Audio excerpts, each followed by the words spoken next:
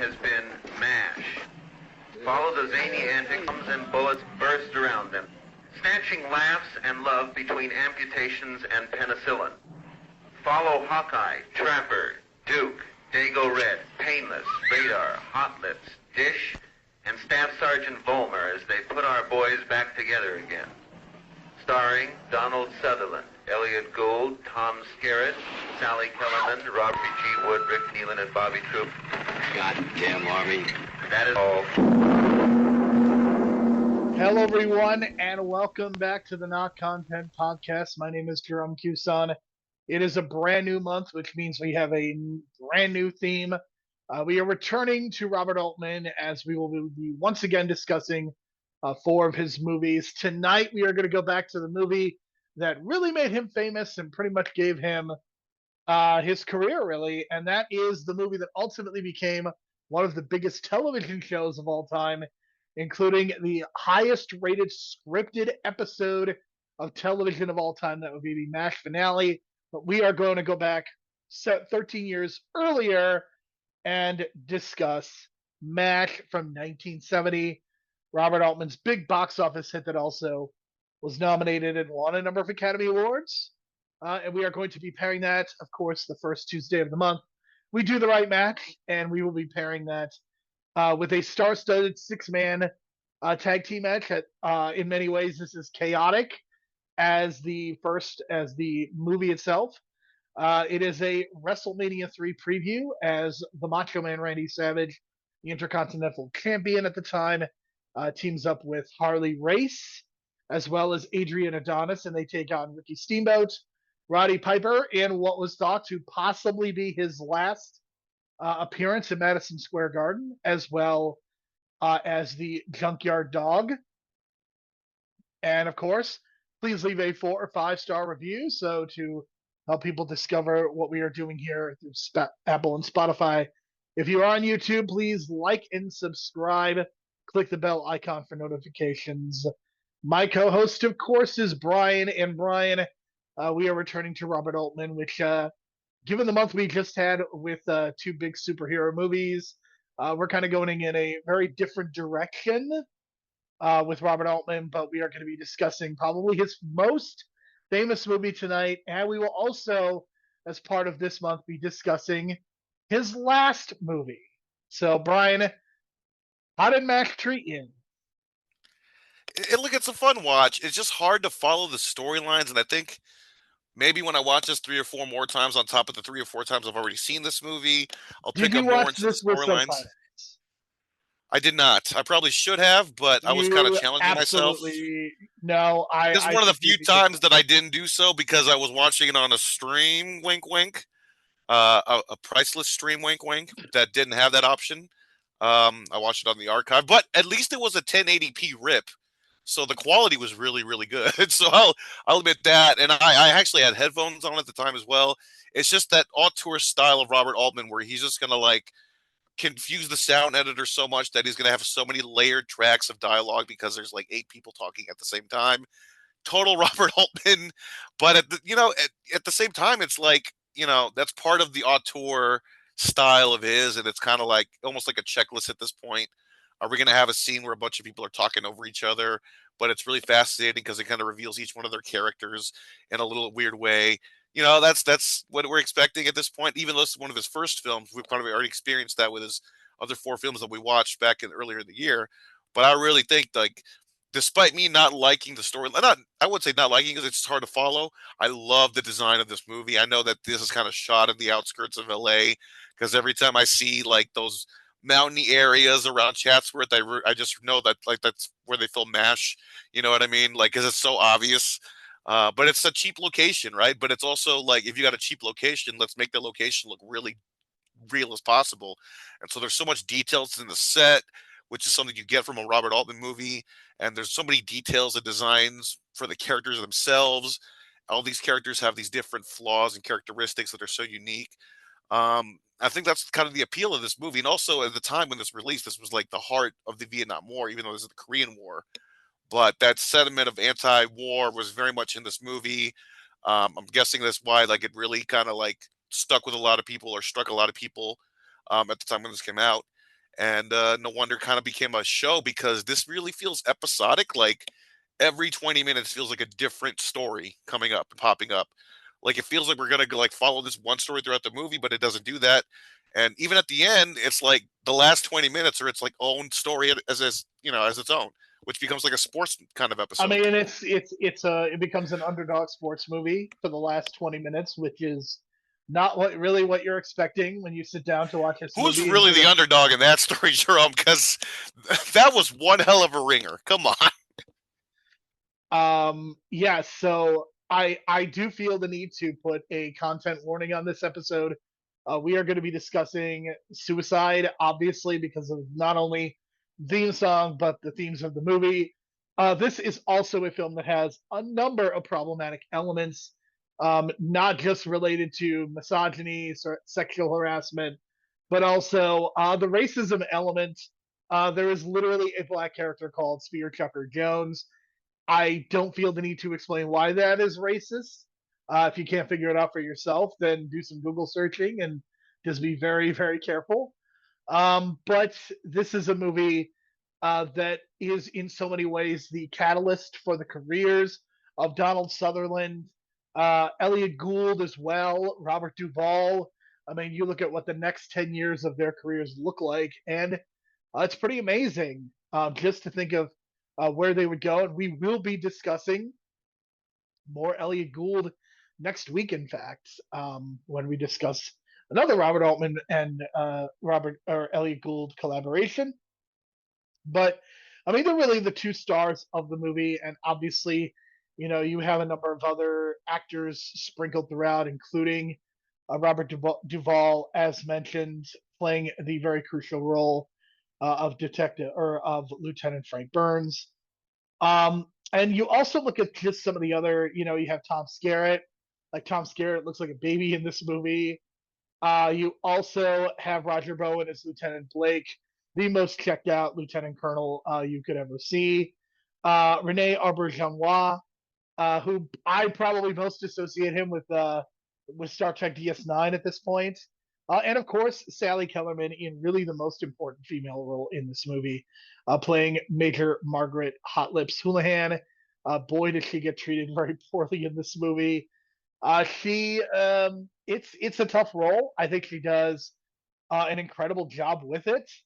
But my God, I mean, there are just some moments in this movie that, like, not only could you not do this in 2025, but I think that this is a movie that I think can be very challenging for people because of the Hot Lips stuff, the way that she is incorporated into the movie, the way that she's treated by the other officers.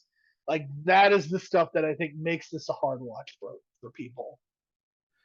I mean, I distinctly remember watching that as a teen, that scene at the shower, and I was just kind of like, what is going on here? This feels like a total violation of like someone's privacy, dignity, all that kind of thing. But then when you watch it now, it's kind of like a weird take that they do is like they don't just have the males like watch her, they have the both females and males.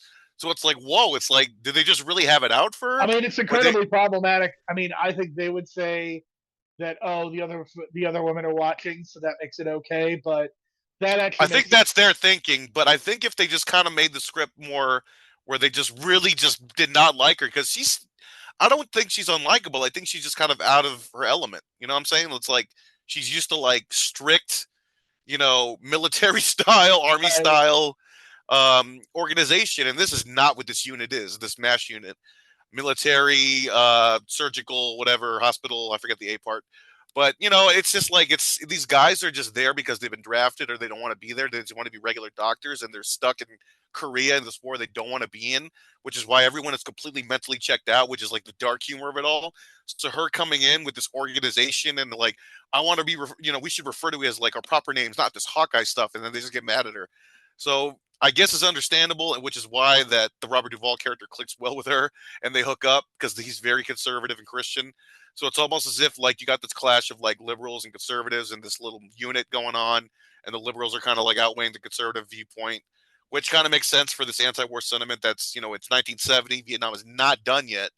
So with that kind of sentiment, I can kind of see how they kind of shoehorn her into I like mean, to be a fair, villain we role, don't I we guess. don't necessarily know the political leanings of Trapper John and Hawkeye in this movie. I think it perhaps is more illuminated in the TV show. Like, I think we get a better idea, and I think Alan Alda certainly has a lot to do with it. But one of the things that I think is so fascinating is, I think up to this point, 99% of war movies are just very much about the units and the nobility of war, but this is like the banality of war.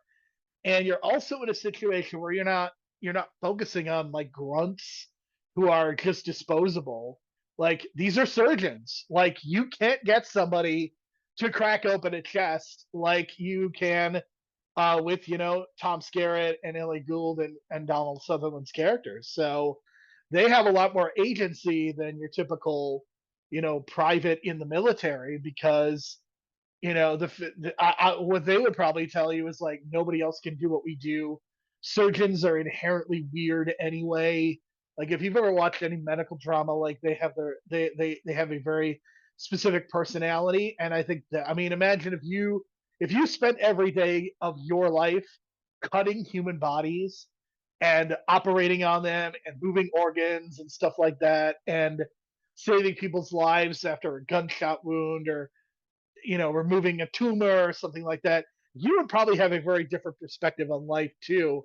So I think that contributes. I mean, the way that I thought of this, like, this movie in so many ways feels like an adult Bugs Bunny cartoon with Hawkeye and with Trapper John. Like, just the way that they behave is like something you would see in a Bugs Bunny Daffy Duck collaboration, just with how goofy they are, especially when they go to Japan. And again, I am not endorsing the gong shots, but I mean, it is clearly intended to be for laughs.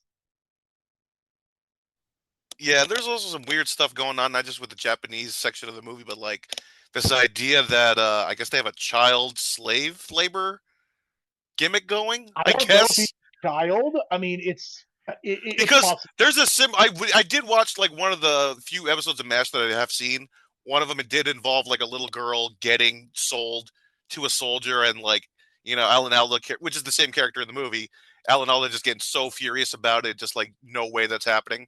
But in this case, it's like in the movie, it's like he has his own thing going on with this other kid, so it's very strange. And I don't know if they're paying him or if he's like the son of like someone that was in Korea, like some white general that we don't know of, and they just abandoned him in this hospital because he's high off his ass because he's been sneaking drugs around, which kind of makes sense for that area. It's very like The Wire.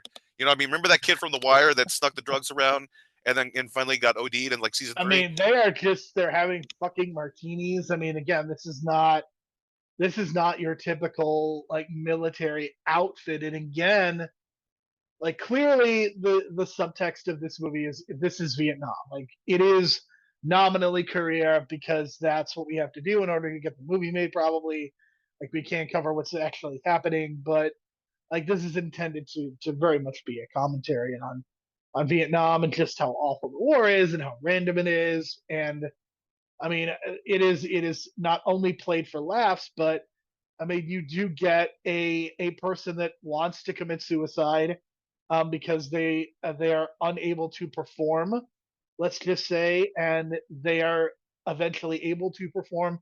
I mean, but like, you get this contrast of the theme, which is suicide is painless. I am not going to recite the lyrics here because they are extremely dark, but just you contrast that with, like, they're doing like the Leonardo da Vinci Last Supper painting, and then it's just, I mean, Robert Altman has all of these ideas, and I don't know that they necessarily all work, but just like all of his movies, and I would include Popeye, I would include Nashville, I would include The Player, like, he is clearly very ambitious.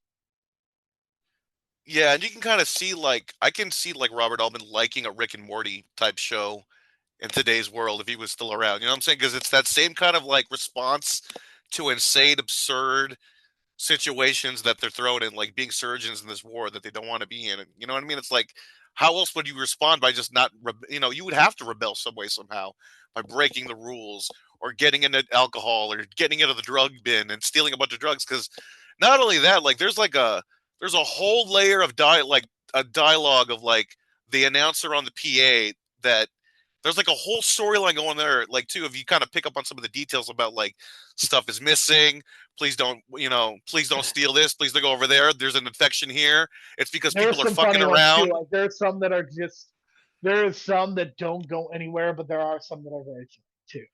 Right. And then it's kind of shows you like there's a lot of fucking going around and there's not a lot of protection going around. So you know what I'm saying? Like there's these, I'm sure there's like these sexual diseases kind of floating around on top of that. So like, and people are hooking up openly knowing that they're married and they're just like, they don't care because they're just surrounded by gruesome injuries and death every day that it's like absurd. So it's like they need to normalize themselves with these kind of human behaviors, which is totally the message of the movie, which I totally Right. get. I just feel like I wish I was able to connect more of the dots, but maybe it's one of those things where it's kind of a metaphor where it's like you can't really connect the dots in this kind of world of chaos, I I mean, I think guess. that's the intention. I think the intention of this movie is to be more metaphorical than literal, and I think that your interpretation of the movie is certainly going to vary. But I mean, I think that this is meant to cover. This is a slice of life movie that just happens to take place in Korea, and you see some of the moments. There are funny moments. There are sad moments. I mean, there's literally a moment where you have a character blaming another character for somebody dying, and that's really dark stuff, and it leads to a physical confrontation because Robert Duvall's character is kind of blaming somebody else for what he did. And that's really dark stuff, man. Like you're literally talking about people's lives and you're seeing these bodies, and again, it sometimes feels very random. But I think it's this is a really effective piece of filmmaking. And I know that the TV show would obviously get more into the medical part. We do go kind of into surgery a couple of times, but we don't really get a heavy dose of it. And I think in a movie like this, especially with special effects being what they are, I can imagine creating these different body parts and the organs and stuff would be really difficult. But there's still a couple of gnarly moments as well, and I think this movie just really captures how boring it can be, like how matter of fact they are when they say the different body parts and some of the things that are happening.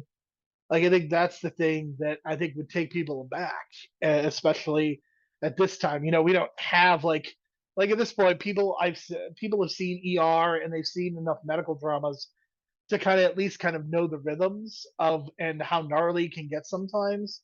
But in 1970, I don't know that you have that.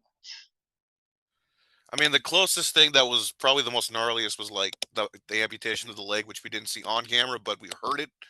That was pretty, yeah, that was pretty raw and rough. And considering I've seen a lot of horror movies, I know what that sounds like with the saw and bone. It's like it's a very specific sound, so it really kind of struck a chord with me. But that's kind of the point because they're doing all these kind of.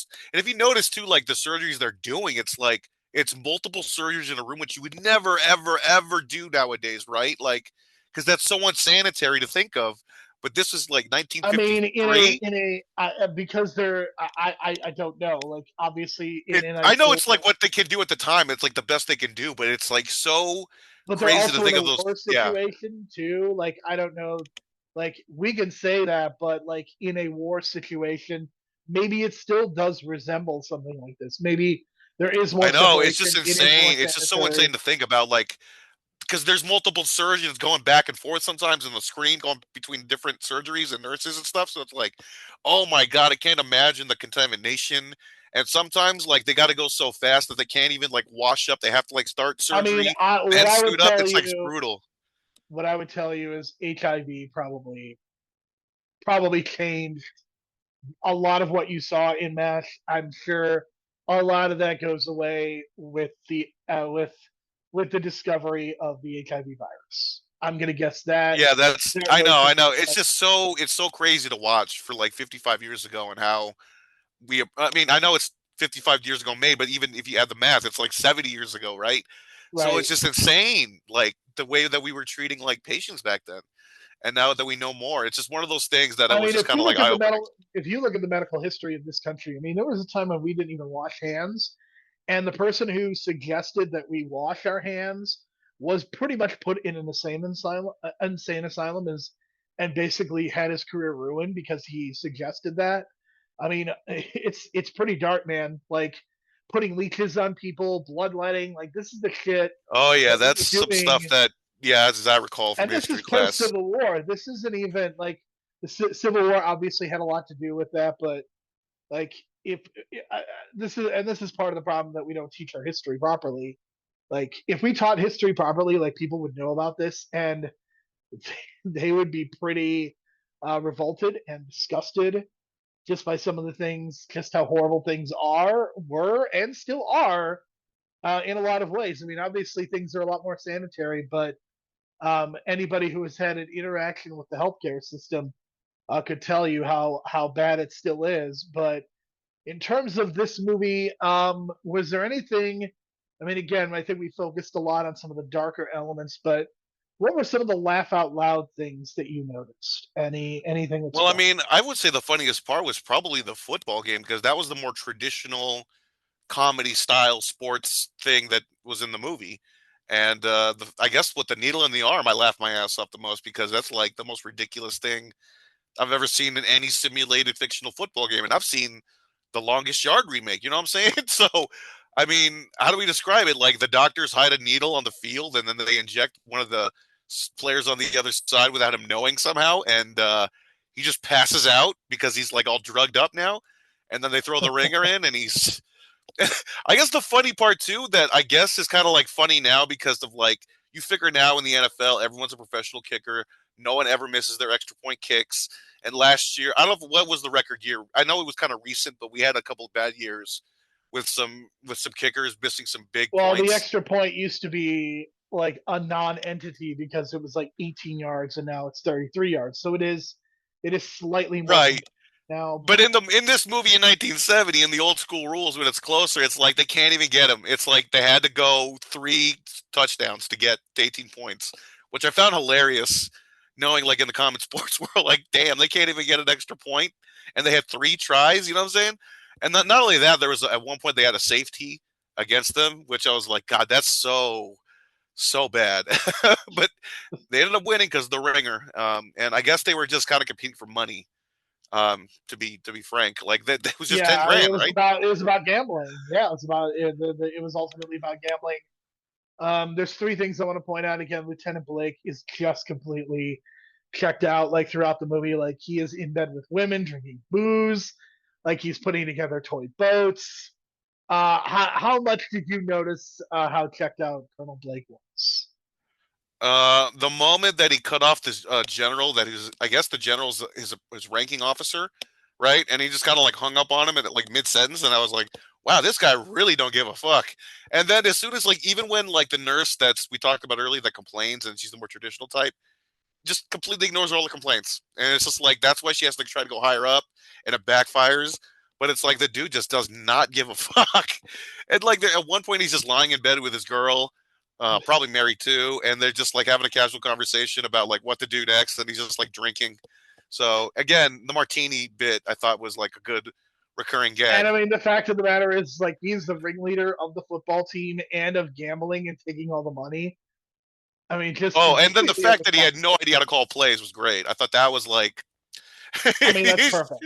yeah, that was great. And then the guy that was the ringer came up with like 6 plays, and that's all they needed really, which is fine because what really happened was they kind of like tanked the I first do half. have to So say this is Fred Williamson's first movie. He of course is a football player, and I think he does a really good job here. I think that part of Robert Altman's style leads to kind of an evening out of the non-actors versus the actors. I think it just makes everything more well-rounded, and I think that what you end up with is I think Fred Williamson comes off perfectly acceptable here, even though this is again his name is incredibly racist, but like I think the way like in the last 20 minutes of the movie, like it kind of becomes his in so many ways, more so than Sutherland and Gould, who we barely even see as part of the football game. Like we see more of and not Hopper only as a not only cheerleader. that, it's just like he's a Luke. surgeon too. He's like was he a neurosurgeon or something? Like something way even Well, beyond their level too. Like, I think he ends up being the highest ranked surgeon by default or something because of his expertise. So you can tell he's a smart dude, and he kind of takes over the last 20 minutes. And correct me if I'm wrong, I didn't look this up, but he is also the guy in Dusk Till Dawn. Yeah, I mean that's probably what I know him most Yeah, from. yeah, yeah. But he's got that recognizable face and that tough guy look and attitude. So really pulled it off. It's just unfortunate that like he wasn't at the beginning of the movie or something, kind of like lingering in the background, giving him an arc. But in this case, the writing doesn't allow itself to have those kind of arcs. It's just like series of events. So it is what it is in terms of that. But if you're, I'm fine with the style. Like I'm cool with the Nashville style of his writing of his movies. So as long as I could follow at least what's going on, it's like I didn't know what was not going on. You know what I'm saying? It's like I knew what was going on. It was just I wish I could follow more of all these background stuff going on, especially like there's something going on with the priest that I probably didn't pick up on. There's probably something going on with some of the other characters, or even the dentist who went through that whole ordeal and he's in the background now just acting normal. So there's all kinds of things that you got to probably pick up on like a third or fourth viewing. Yeah, I'm really. You did not watch the subtitle with subtitles, and I think I really think that I would recommend that anybody who watches this movie first time, second time, you really need to do it with subtitles. Yeah, I mean, I tried, believe me, I looked up on the options for the archive because not everything on archive has like subtitles. It's like they have to upload it along with it. In Yeah, this case, it didn't, but at least I got a 1080p, version of it. So that was cool. It was nice widescreen. All the colors were, it's not a lot of bright colors, but a lot of green, but like the green's popping because it's that military green. And, and I think they did it on purpose where you don't see as much red because when the surgery scenes do occur, it's like blood all over the place. So I think in terms of design, that really worked. And if you compare the sets to the TV show and the movie, it's very similar. And I like the aerial shots they do to get you like really to show you the size of the sets they build. So in terms of scale, it's really even with the show. And I'll probably watch the show every once in a while. It's always on the local stations here, popular with that older crowd generation. But yeah, it's still a 7 out of 10 for me. I think over time it's going to grow on me more so than probably Nashville, because this is like like I said, there's just so much detail that in this movie. I think even more so than like a Popeye. But I think like I mean, McCabe I and think the Mrs. Miller is sequence in very like on Japan the surface. we really haven't talked about the sequence of Japan in Japan, but that's I think where Gould and Sutherland, especially as a duo, I think that's where they really come together well, and Well, I think because they're it's the only just two so funny. officers. Yeah, it's the only two officers. They do the fake Japanese language gimmick, which sounded Chinese, but I don't want to even go into that. I mean, again, this um, movie is incredibly fun. Like, I'm not I defending yeah that yeah. specific moment, but But I guess they were just obsessed with golf at that point too, and they performed the surgery on some senator, I mean, and that's they the have joke about that's doctors, that's right? it. How obsessed with golf they are, and I think it comes across incredibly well. And again, I mean, this movie is really, really damn funny, and I think if you can get past some of the problematic elements, which if you can, I think it's totally understandable. Like I said, this movie is aggressively problematic. So if you can't get past it, I think that is completely reasonable. But I think if you can, I think there's a lot to really appreciate about this movie, with Robert Altman's style, with the performances, and for me, this is an 8 out of 10. This is a movie that I think is really excellent, and obviously hasn't aged very well in so many ways, but there's still a lot that I think that makes it worthwhile. I would say the one thing that did get annoying for me was Hawkeye's whistling because I guess Alan Alda doesn't really do that in the show. So it kind of came I out. It mean, comes and he couldn't goes. keep that up. He couldn't keep that up for you can keep that up for a movie. You can't keep that Yeah, up. it's just I don't know. And then at some parts it seemed inappropriate because at some points he was doing it as an innuendo, and then sometimes he was doing it as shock. But I get it; it's part of his character. But it kind of got annoying here and there. So I'm All glad they right. kind of dropped that for the TV show. All right, let's talk about the six-man tag. So the reason that we chose it, of course, a star-studded six-man tag with comings and goings, and in many ways, just as chaotic as this movie. Again, it is Randy Savage, who is the Intercontinental Champion at this time, teaming up with Harley Race and Adrian Adonis to take on Ricky Steamboat, the Junkyard Dog, and Roddy Piper. Brian, can we just talk about how much of a maniac Randy Savage is in this match? Like, he is all over the goddamn place. It felt like everyone in the first fall was just told, like, let's just make it chaotic and just out of control until we get the double count out. Then we settle things down, because it felt like the first 10 minutes, even though there was tags going on, it was just like they didn't like call anything. It was just like, let's just fucking go at it randomly and be chaotic, because that's what the crowd wanted anyway. It sounded like. And then Randy Savage is just like all over the can't place. tell you. I did not watch all of SummerSlam. I only watched bits and pieces. But to watch what I watched at SummerSlam and watch this, I mean, we've completely lost the plot. The modern matches are just agented to death, and it is really reflected in when you see something like this that is not. And it's, I mean, again, there are parts of it that are messy, but I think it's much better.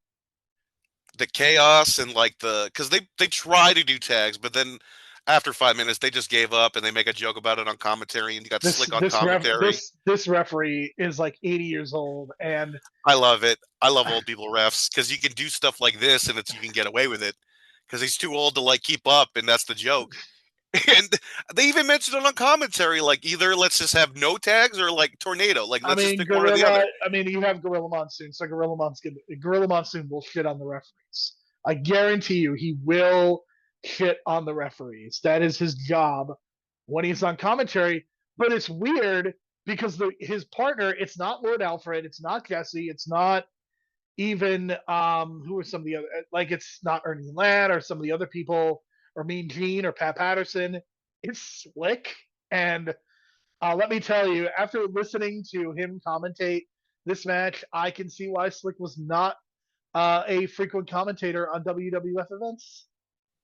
I can see why too, but he did have some quick like responses to Gorilla, which I thought were funny, because he would lean in favor of the heels instead of the babyface in certain situations, which you're supposed to do as a heel commentator. So he got that part down. He just doesn't have like the quick response time of the overall thing. He was waiting on Gorilla to kind of cue him up. Bobby Heenan, and he doesn't have and my guess is that like he either had like his guys went on earlier in the show, therefore he had nothing to do the second half or something like that, or maybe he didn't have any guys on the show at all, and that's why they put him on there. It's usually one of those things as to how you get your color commentary guy for these MSG shows, Boston shows. It's like whoever's available. But this match is like a test, because as you know, like the same year is Survivor Series. It's later in the year, but they had a series of matches like this. First ever Survivor Series was, of course, November, Thanksgiving Day, 1987. Correct. And this is March of that year, but they were kind of experimenting with this idea of like, can we have a whole show of these kind of matches, right? So it's not only this one, but there's some other ones of those best of the WWF, some are on the network. I know there's a good one with the Hart Foundation teaming with Honky Tonk Man against Bruno Sammartino and like Tito Santana and some other person. But I remember there was a hot finish with that one with Bruno kind of getting a big win over Honky Tonk Man, which is kind of rare for the time. There's another one with Hogan and Orndorff as captains. I think that kind of takes place around the same time as this one as well. So they were really experimenting with this format. 3-on-3 is really fun. Actually, I think it's good for like a TV main event. But I think like the 5-on-5 is what kind of makes it special for a pay-per-view, if that makes sense. Bigger size, bigger scale. But in this case, they were able to focus on like the feuds going into Mania, which is great because it's good for like building up. And then I like what they did where they eliminated first Junkyard Dog and Adrian Adonis. People in the match get eliminated first. Well, not only that, it's like now you don't have to worry about like the crowd getting tired of them facing off with their WrestleMania opponent and then getting it stale before WrestleMania. You know what I'm saying? So that kind of like they can interact, but now they don't have to interact for the rest of the match, and it's kind of like fresh. And now it's like a special attraction, and they can save the rest for WrestleMania, and that's kind of what it became. And once it gets down to Piper and Macho Man, it's like, my goodness, it's like, what a feud we never got, you know, except for like 2 months in WCW that went nowhere, to be honest. Way past. I mean, Randy way past. Very injured. Way past. Piper was done in the ring, essentially, in terms of being able to put on quality matches. I mean, you're talking about two guys in their prime, and I mean, if they had been able to have a program for the Intercontinental title, it probably would have been incredible. But Roddy Piper doesn't do a lot of JOBs, so that might be part of the problem. But I mean, the finish of this match is absolutely great, but I mean, just Harley Race bumping around, like even though he's old and past his prime at this point, like he's still able to get up there and get out of the ring, and I mean, he's an important focal point as well. And I love that Ricky Steamboat does not get eliminated by Randy Savage, but does get eliminated because of Randy Savage, and they keep that heat up. And Roddy Piper doesn't win because he chokes him out or anything with a sleeper, or but he wins because he plays possum. Savage misses the elbow drop, and then Piper rolls him up for the 3 count. I mean, it's a great ending. I love this ending. It's one of the more memorable ones because it's like you think the first time that Savage gets pinned, you think of Ricky Steamboat was the first guy to do it, kind of in WWF, but in reality, it was really like more Hogan and then Piper. And people don't really remember that because this match is never really seen unless you get the WWF Coliseum videos back in the day. And I think this maybe aired on TV one time or something like that, like on prime time or something, and that would be the only time. It undoubtedly aired on MSG Network because you have the commentators and you have the footage. So it definitely aired on MSG. I'm pretty sure it was on Coliseum, based on the Mean Gene narration. It's probably on one of the best of volumes, but yeah, I mean, this is not a match that it is definitely not on Peacock. Yeah, and I think if this was on a pay-per-view, or like a Saturday night's main event, it'd be so much more memorable because it's such a hot crowd, and it's one of like the underrated like hidden gems of this era. I feel because like even the other 6-man tags I feel are in that category because they're so well put together, and and it's like a hot crowd that hasn't really seen a 6-man tag elimination before. That's something kind of like at a lucha libre almost at this point. You would get it in like Southern wrestling, but not as much, and it would usually be like a 2 out of 3 fall, not elimination style. So I think this really like changed the game in terms of like, okay, we have a new concept for a pay-per-view down the line, a series of elimination matches. I don't even know if they do it now. Have they done that lately on Survivor Series? I mean, they do war games with the Survivor Series. I mean, I know they do war games now because of the video games, but I'm just kind of curious as if they do the traditional elimination matches anymore. But I guess not. So there you go, people. But this match is great. This is like a 4-star match at a 5. I think the crowd really gets into it, and I love that first fall where it's just so chaotic, and the ref is just like, out of position everywhere. Probably, I has to be a commission referee. It's not Earl Hebner. It's not Joey Morella. It's an 80-year-old that has to be probably appointed by the commission. They probably didn't tell him anything. They probably didn't tell him anything that was going to happen in the match too. His performance in this match is why Vince McMahon is in front of a New Jersey board saying wrestling is fake, so that they don't have to deal with commission referees anymore. There you go. But fun time in Madison Square Garden, and this would not be Piper's farewell to the Garden. He would come back 2 years later against Ravishing Rick Rude, but I think they had a number of matches. I think they were in a cage at one point too. Yeah, they probably should have had a Mania match, but I don't know. They just kind of switched things up at the last second and switched the feuds. But if you ever find that cage match of Rude and Piper, which I think they uploaded on YouTube a while ago, it's very entertaining. One of the better cage matches in MSG history, I think. Underappreciated, and I think Piper as a draw doesn't get the credit he deserves for Madison Square Garden, right? Like, I think people just assume it's always Hogan, but those non-Hogan shows, it's like you got to have Piper. Where's it war to settle the score and things like that? I mean, Piper was the other half. I mean, Hogan obviously was the big baby face, but Piper was the heel. I mean, he was the logical villain to Hogan, and he undoubtedly had a major impact on the Rock and Wrestling connection that probably does deserve to get talked about more. And it's this match is a great love letter to both him and to Randy Savage, I would say. And certainly, no disrespect to Ricky Steamboat and Harley Race and whatnot, but I mean, Savage and Piper, they're the 2 focal points of this match. And if Jim Crockett Jr. was watching this match at the time, he's just thinking like, God damn it. I had Piper, I had Harley, I had Steamboat, I had access to JYD. You know what I'm saying? It just McMahon and his territories. I mean, Harley Race was done at this point. I mean, he was not. There was a reason he's. Yeah, but he could have had like a mid-card feud with like being a Paul Jones's Army guy with like Jimmy Valiant. You know what I'm saying? Like, he still could have contributed to Crockett, but I get what you're saying. But Harley Race wanted the payday. I mean, that's Yeah. obviously why, Yeah. And, it's just kind of an example of all these guys that came from all the territories. Adrian Adonis comes from Portland. You know what I'm saying? It's like all these guys. Um, and they just, they wanted the bigger payday. And Crockett probably could have had Macho Man, I think, if he just had the money. But I always kind of fantasize about that. What if, Macho Man was in the kind of the Magnum TA spot, and how much different would that be? You know what I'm saying? But you never know. Yeah.